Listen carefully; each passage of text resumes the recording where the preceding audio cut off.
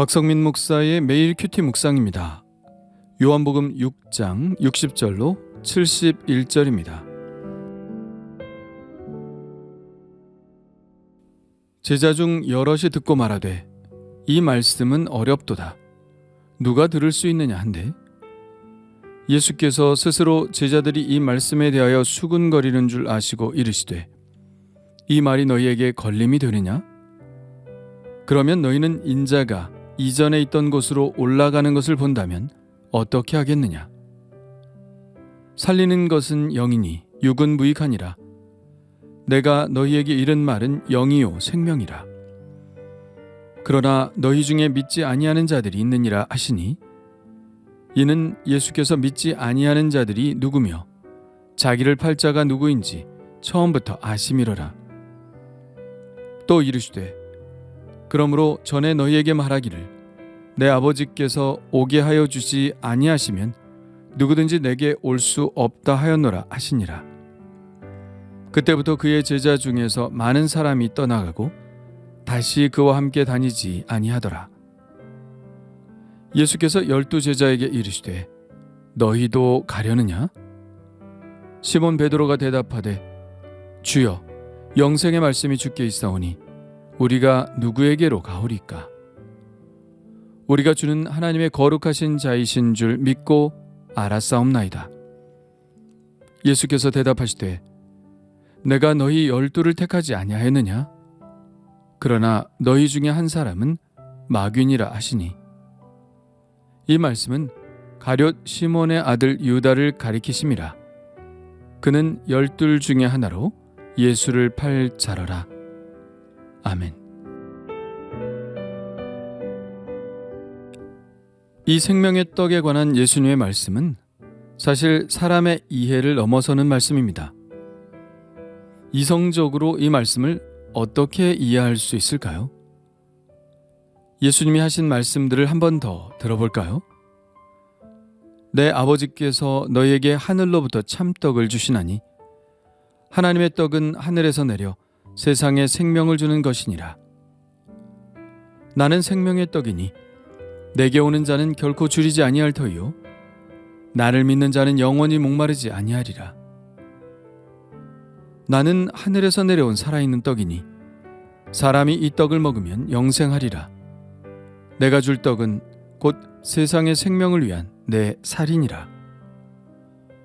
내가 진실로 진실로 너희에게 이르노니 인자의 살을 먹지 아니하고 인자의 피를 마시지 아니하면 너희 속에 생명이 없느니라. 내 살은 참된 양식이요 내 피는 참된 음료로다. 내 살을 먹고 내 피를 마시는 자는 내 안에 거하고 나도 그의 안에 거하나니. 우리가 예수님의 강림과 유월절 성찬, 십자가의 죽음과 속죄, 영접하는 믿음과 그로 인한 성령의 내주, 이런 교리들이 은연중에 우리 안에 세팅되어 있기 때문에 우리는 이 말씀을 어느 정도 이해하는 것이지 단지 구약 성경의 배경밖에는 없는 당시의 유대인들이 이 말씀을 들었다면 못 알아듣는 것도 당연하다고 생각합니다. 그래서 그들은 이런 반응을 보였죠. 제자 중 여럿이 듣고 말하되 이 말씀은 어렵도다. 누가 들을 수 있느냐? 이런 반응을 일으킨 사람들이 유대인들이 아니고 예수님의 제자였다는 사실이 더욱 충격적이죠. 우리는 예수님의 제자들을 생각할 때 12명의 제자들만을 생각하는데 오늘 말씀해 보니 그 외에 많은 제자들이 예수님과 함께 있었다는 것을 볼 수 있습니다. 제자라면 늘 예수님과 붙어 있었던 사람들일 텐데 이들도 예수님의 말씀을 이렇게 어려워했다면 일반 군중들이야 오죽했을까 하는 생각이 듭니다.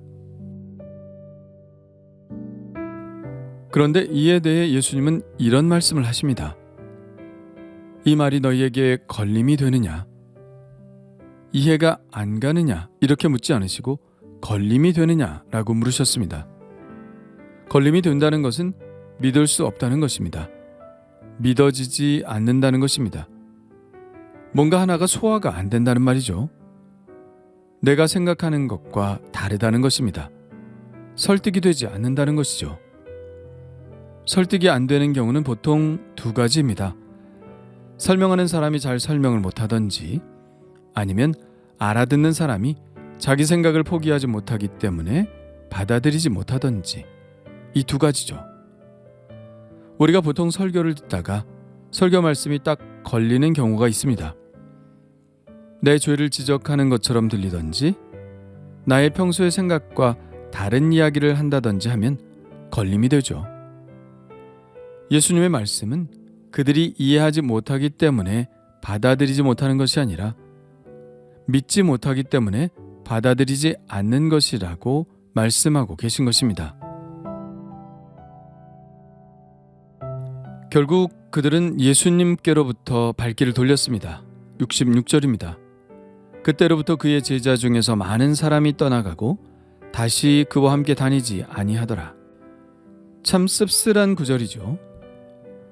저는 목회자로서 가장 큰 아픔과 슬픔을 느낄 때가 성도들이 교회의 발길을 끊는 것입니다.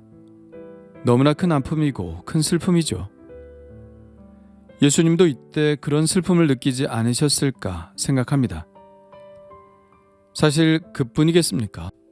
예수님의 수제자 중 한 사람에게 배신을 당했고, 수제자 중 수제자인 사람에게 존재를 부인당했고, 자신이 창조한 피조물들의 손에 죽임을 당하셨으니 제가 느끼는 바와 비교할 것은 아니지만 예수님도 이런 씁쓸한 일을 당하셨다는 생각에 예수님이 저의 마음을 알아주실 것 같아 위로가 되기도 합니다. 예수님께서 남아있는 제자들에게 말씀하십니다. 너희도 가려느냐? 이 말씀도 매우 쓸쓸하게 느껴지죠. 그때 시몬 베드로가 대답합니다. 주여, 영생의 말씀이 주께 있사오니 우리가 누구에게로 가오리이까? 베드로가 알아듣기는 잘 알아들은 것 같습니다.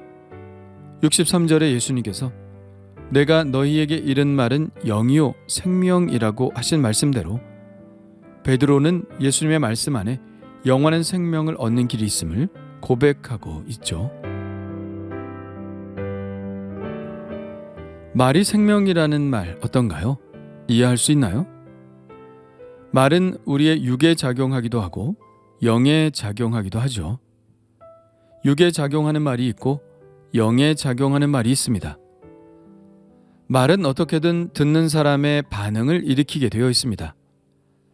말 한마디에 죽으려고 마음먹었던 사람이 살 마음을 먹기도 하고, 말 한마디에 낙심과 시리에 빠졌던 사람이 다시 시작할 용기를 얻기도 합니다.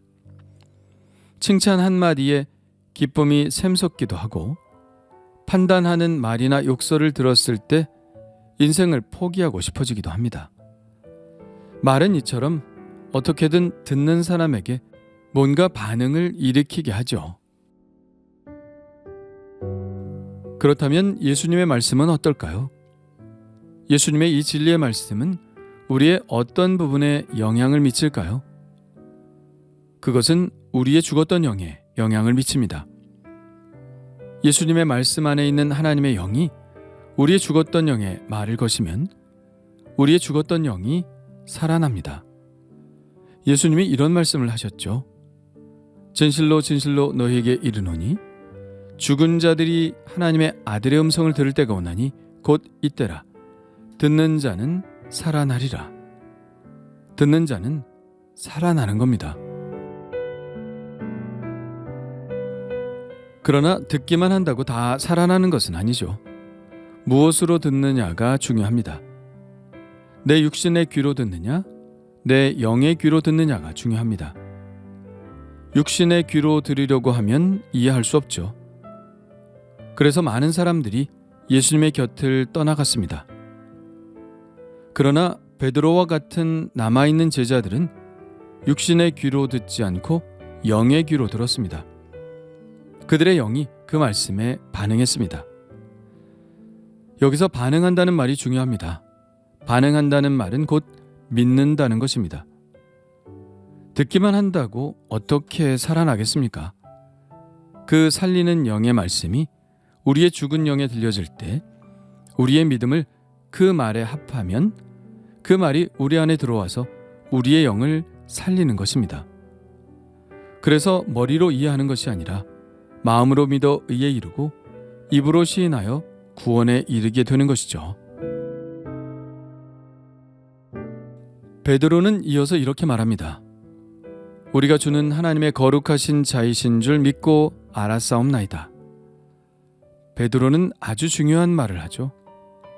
베드로가 말한 단어의 순서를 한번 보십시오. 알고 믿은 것이 아닙니다. 믿고 알았습니다.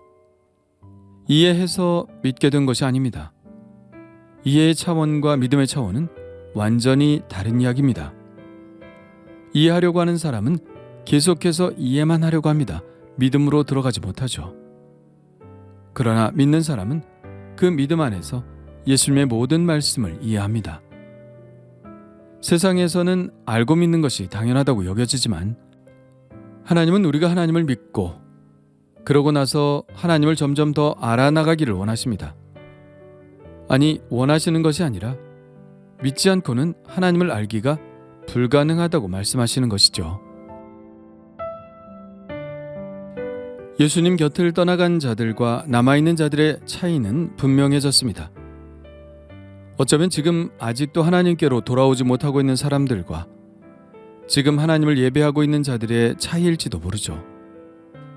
그들은 알고 믿으려 했고 우리들은 믿음으로 알게 되었기 때문입니다. 불신자들이 여전히 불신자인 것은 그들은 계속해서 육신으로 들으려 해서 그런 것입니다. 그러나 믿는 자들은 영의 귀로 듣고 그 말씀을 믿음으로 하나님을 알아나가는 걸음을 내딛는 것이죠. 살리는 것은 영이니 육은 무익하니라. 내가 너희에게 이른 말은 영이요 생명이라. 그러므로 우리도 하나님의 말씀을 볼 때 육의 생각으로 보지 말고 영의 생각으로 보아야 합니다. 그러면 예수님의 말씀이 우리의 영을 살리는 말씀인 것을 알게 될 것입니다. 하나님이 주시는 감동으로 말씀을 볼 때 우리는 예수님이 어떤 분이신지를 분명하게 알 수 있게 될 것입니다. 주님, 감사합니다. 말씀을 머리로 이해하려고 했던 저의 잘못을 용서하여 주시고 저의 영에 말씀하시는 그 음성으로 듣게 하여 주옵소서. 나의 생각과 사상, 선입견들을 다 내려놓고 그저 주의 말씀을 믿음으로 받게 하옵소서. 영생의 말씀이 주님께 있사오니 말씀을 떠나 살지 않게 하시고 영원한 생명의 양식으로 늘 말씀 안에 살아가게 하옵소서. 예수님의 이름으로 기도합니다. 아멘.